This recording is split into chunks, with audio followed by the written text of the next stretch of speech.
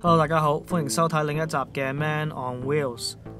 對於有睇開單車比賽嘅朋友，都應該有聽過早排 UCI 禁用呢個 Super Tuck。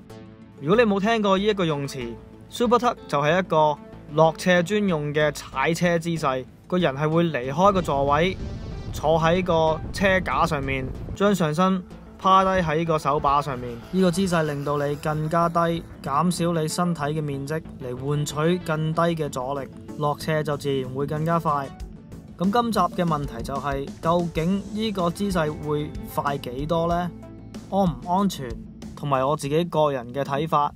首先我哋會做一個測試，睇下用呢個 Super Tuck 嘅姿勢嘅落斜速度同呢個正常嘅彎低個身用 drop bar 嘅姿勢會有咩分別。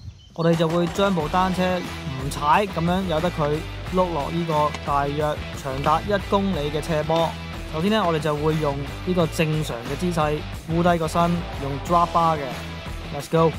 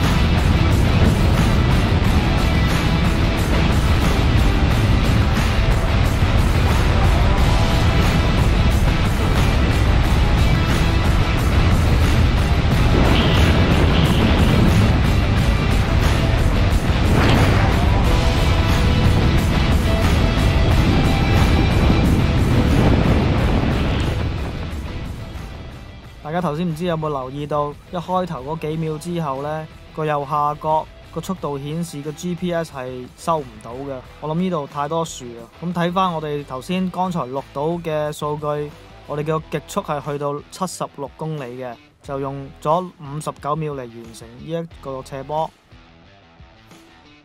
咁而家我哋爬翻上個山頂，再嚟一次。今次呢就會用呢個 Super Tuck 嘅姿勢。如果你中意踩單車，特別係公路車，就記得訂閱我哋呢一個頻道，仲有撳埋個鐘仔，就唔會錯過下一條片嘅 upload。如果你本身已經訂閱緊我哋呢個頻道，又好中意我哋嘅單車內容，請你考慮下支持本台嘅發展，去報名做呢個 Patreon。裏邊唔單止有更加多與單車有關嘅題材，有好多幕後嘅短片，同埋其他嘅着數，專係俾 Patreon 嘅 member。OK， 而家我哋用呢個 Super Tuck 嘅姿勢。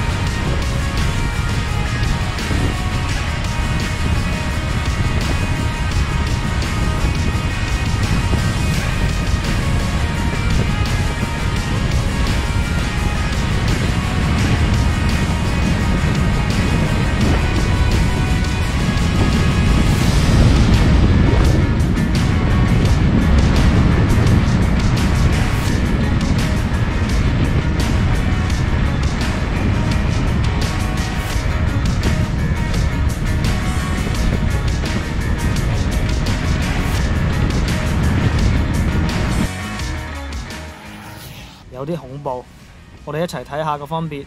左邊嘅數據就係我哋剛才第一轉用正常嘅姿勢，而右邊呢，就我哋今次嘅 Super Tuck， 極速係去到81公里嘅，用咗57秒嚟完成呢一座山，足足快咗2秒。咁同大家分享下剛才用 Super Tuck 落山嘅感覺啦。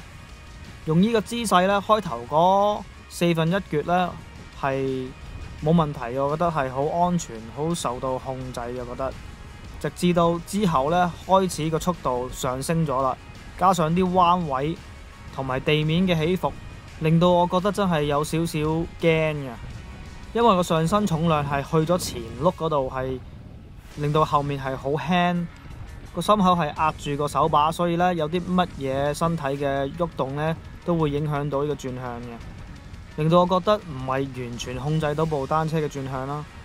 同埋我都有擔心，如果突然間要剎掣急停嘅，咁呢個姿勢係好難做得到咯。同埋如果突然間有側邊嚟嘅風呢，會令到個身擺一擺嗰下呢，會好容易令到我失去平衡咯。咁我哋呢啲業餘嘅車友就冇可能同啲專業人士比較，所以最重要都係安全為主。為咗落斜快幾秒嚟冒一個咁大嘅風險，我覺得唔係好值得咯。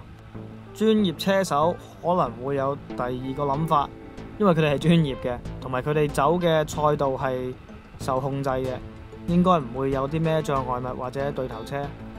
我自己本人就好少會用到呢個 Super-Tuck， 就算用呢，都係試過幾次，係抱住呢一個好奇心咯，想知道我踩開嗰啲斜坡個速度會有啲咩分別咯。但係一定要喺啲安全環境下先做咯，即係較為清楚睇到前面大直路嘅斜坡，見到係冇車同埋冇第二啲車友喺我附近。我本人就唔建議用呢一個 Super-Tuck 嘅姿勢嚟落斜嘅，因為真係好危險。就算對啲有經驗嘅車友呢，都係嗰句太危險啦。喺呢個速度一跌呢，就一定入埋醫院㗎啦。以上呢，就係我自己個人嘅睇法啦。唔知道大家有冇試過用呢個 Super-Tuck 嚟落斜呢？同埋點解呢？不妨喺下面留言同大家分享下。希望你會中意呢一條短片啦，記得俾個 like、訂閱同埋分享。今集就講到咁多啦，多謝收睇，下次見。